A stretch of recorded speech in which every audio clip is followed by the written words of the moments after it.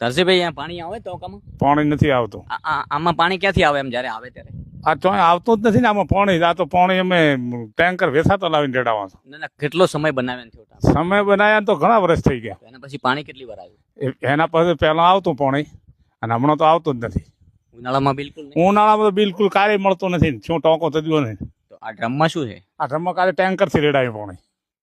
કેમ આ રાખવું પડે ઉપર? આ માથે માખી અને બીજી માં ન પડે ત્યાં સારું. જે ટેન્કરનું પાણી આવે એ કેવું આવે? ટેન્કરનું પાણી આમ સારું પીવા જેવું આવે છે. એ ક્યાંથી લાવે? એ આવે આમથી લાવે છે, હોઈગામ આમથી. સોઈગામમાં હોય તો પછી કોઈ ગામમાં આવ્યું જોવા માટે કે આ લોકોને પાણી નથી મળતું એવું અધિકારી? કોઈ આવ્યું નથી અધિકારી. કોઈ નેતા બીતા? કોઈ નેતોય નહીં. કોઈ નહીં? કોઈ નહીં. તો હાલમાં પીવાના પાણીના ગામમાં ફાંફા હોય તો પછી નાવા ધોવામાં કેટલી તકલીફ પડતી હશે? હવે નાવા ધોવામાં પૂરી તકલીફ. આ બેસા તો ટેન્કર લાવીને રેડાવવા હતા. પણ બધા તો વેચાતું ના લઈ શકે ને? હવે નથી જ લાવી શકતા તો શું કરતા? બધાની પરિસ્થિતિ એવી હોય નહીં. અરે મજૂરી જતા રહ્યા છે ત્યાં તો ઘરે કોઈ છે જ નહીં. આ બધા ઘર ખાલી પડ્યા મજૂરી કરવા જેવા છે. હા તે ઘરે આવશે તો હજી આવશે ત્યારે પાણી નહીં જોઈએ? પાણી તો જુએ ને તો પાણી ઉપાડી તળાવ છે ગૌશાળા બની એની બાજુ અહીંયાથી લાવો તળાવનું પાણી. તાପରେ બીજું શું કરીએ? પછી ગામમાં અત્યાર સુધી કેટલા સમયથી આ પાણીની તકલીફ છે? પાણીની તકલીફ તો વહેલની છે પણ અમારા ઉનાળે તો પાણી મળતું જ નથી. તો હાલ ઉનાળો છે તો અત્યારે પાણીમાં રોજના કેટલા ટેન્કર આવે ગામમાં? ગામમાં તો હવે શીખર કેટલા ટેન્કર આવે છે. અહીં તો કાલે એક ટેન્કર આવે. અમારા પ્લોટ વિસ્તાર છે ને? આ પ્લોટ વિસ્તાર. અહીંયા કેટલા ઘર છે? અહીં 15 થી 20 ઘર. 20 ઘર છે. હોય તો અહીંયા પછી એ લોકોની જવાબદારી આવે ને? પ્લોટ તો મૂળ ગામના જ લોકો છે. ગામના તો નથી પકડતા પૂરું પાણી? પાણી નથી પકતું.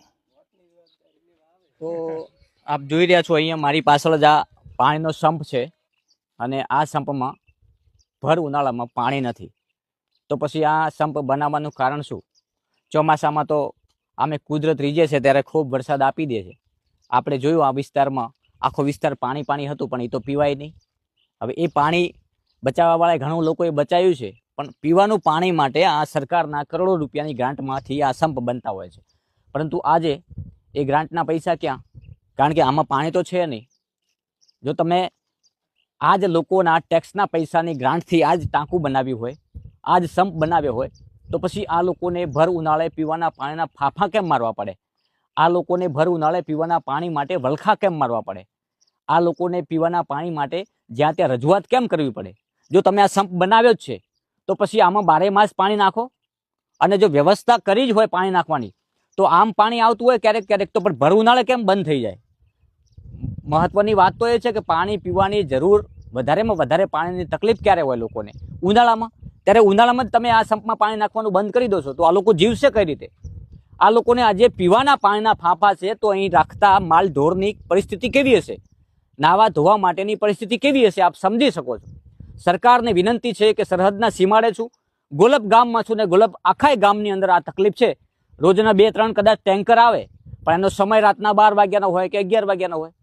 આવી પરિસ્થિતિમાં આવા લોકોને જ્યારે ચૂંટણી આવતી હોય છે ત્યારે આ જ લોકો પાસે તમે મત માગવા માટે પહોંચતા હોય છો અને આજીજી કરતા હોય છો કે તમારું આ કામ થઈ જશે, આ કામ થઈ જશે. હવે ભર ઉનાળે પાણી નથી, કામ કરો. ચલો તમે કામ કરો તો બતાવીએ, તમને પણ બતાવીએ કે આ તમે કામ કર્યું. તમારે માત્ર ચૂંટણી ટાઈમે બોલવાનું છે, ચૂંટણી ટાઈમે આ લોકોનો સંપર્ક કરવાનો છે. બાકી તો આ લોકોને રજળતા મૂકવાના છે. આ લોકોની વેદના નથી સમજવાની. આ લોકોની પરિસ્થિતિ અત્યારે શું છે? ભર ઉનાળે પીવાના પાણી માટે વલખા મારવા પડે એવી પરિસ્થિતિ છે. તો આવો ગ્રાઉન્ડ ઉપર જોઈને તપાસ કરો. આ માત્ર બોલવાની વાત નથી, રિયાલિટી છે. ગામની ભરવી વાસ્તવિકતા બતાવી રહ્યો છું. જો આ વાસ્તવિકતાને તમારે હકીકતમાં બદલવી હોય તો તમારે નેતાઓને ખુદને ગ્રાઉન્ડ ઉપર ઉતરવું પડશે.